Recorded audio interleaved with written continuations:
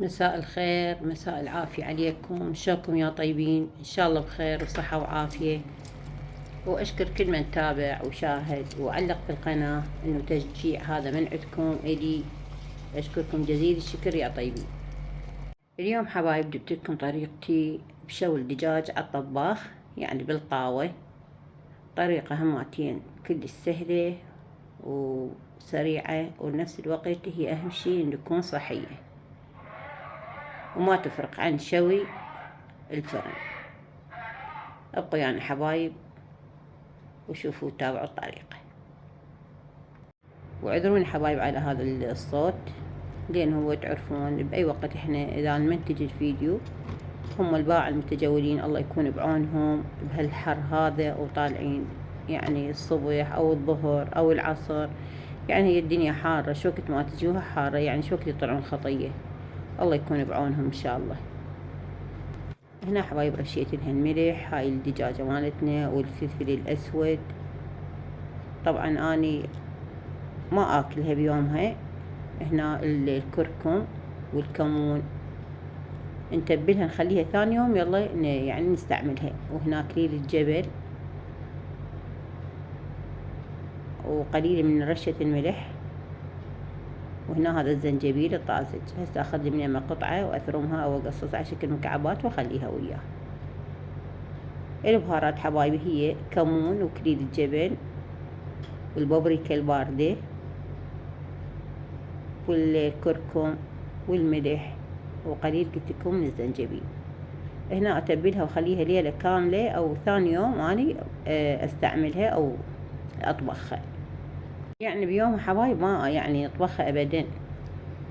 اذا شفتوا هسه هذا الفيديو او التصوير اني ضامته ثاني يوم استعملتها. هنا حبايبي خليت قليل من الشحم اللي بين ما حمس، او اللي نقول ماع الشحم، بدون ما اخليه له مي، بس على نار هادئة يعني حتى لا يحترق. واخليه له قليل من البصل هماتين احمسه. طبعا حبايب انا قلت لكم ابد ما استعمل الزيت النباتي، يعني قلة قليلة استعمله. هنا هسه ننزل الدجاجة مالتنا على الشحم والبصل. هنا البصل انطانا نكهة ويا الشحم مالت لية الخروف.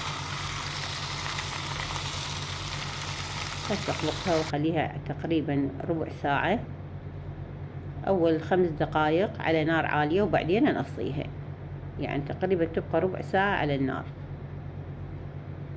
بين ما يكسب الظهر مالته او يحمس يصير بلون.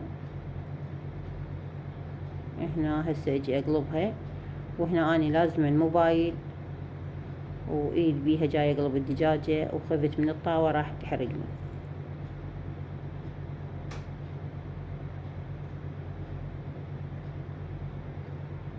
هنا هسه حبايب قلبناها، اضغط عليها بالتفجير على مود حتى وجه وقفة تكون الشكل مالتها نفس اللون او مستوية.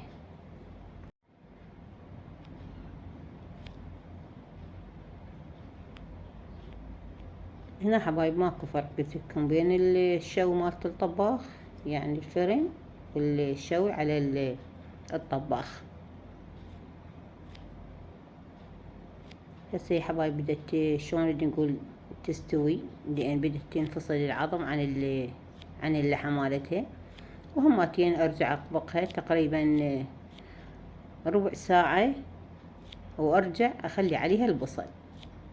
هنا ثرمت لي تقريبا 4 حبات او روس بصل،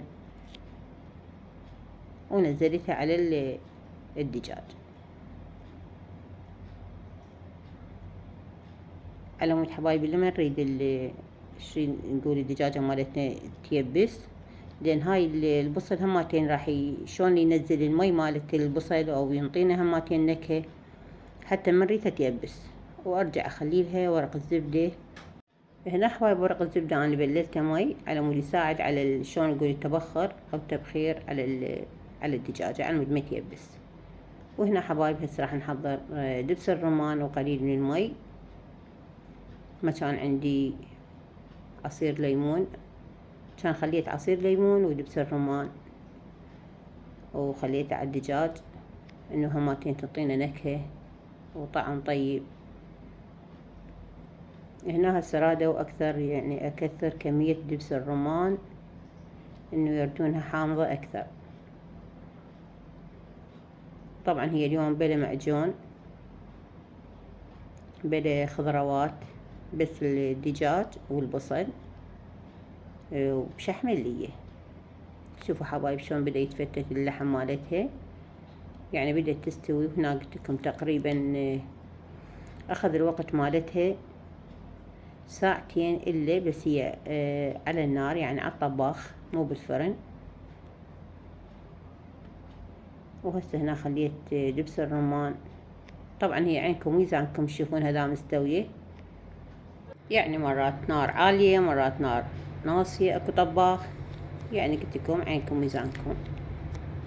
هي تقريبا تاخذ الوقت ساعتين على ما اظن، ساعتين وقتها على الطباخ، لان مو تقولون فرن ومحكم انه حرارة مالته، يعني من كل النواحي انه تجي حرارة، لا هذا على الطباخ. وهنا حبايب راح انزل عندي هذا الفحم، انزل ورق السيليفون، قليل من ورق السيليفون وورق الزبدة، ونخلي هاي الفحمة اللي هي نزلتها على النار وخليتها احترقت.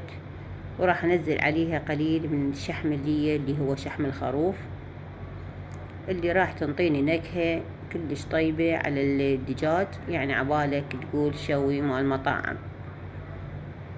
وهنا هسه هماتين اطبقها على مود حتى الدخان يريد نقول شلون يعني يلتبس او يدخل ويتغلغل داخل الدجاج. ونبقيها على النار بين ما تهفت هذه الشحمة او تحترق او تخلص الدخانة بعد وتكتمل. نقول ان شاء الله سهمنا وسهمكم العافية، واتمنى حبايبي عجبتكم ونالت رضاكم. وهنا زيناها بالطماطة، اخر شي زينتها بالطماطة، ونطلع الفحماية وما اوصف لكم الطعم روعة. وان شاء الله يقول سهمنا وسهمكم العافية يا رب. ولا تنسون والدتي بقراءة سورة الفاتحة، ربي يرحم امواتنا وامواتكم. ولا تنسونا حبايبي ومتابعيني ومشاهدين القناة، وتشجيع من عندكم اللايك والاشتراك، وربي يحفظكم وييسر امركم وين ما تكونون يا طيبين.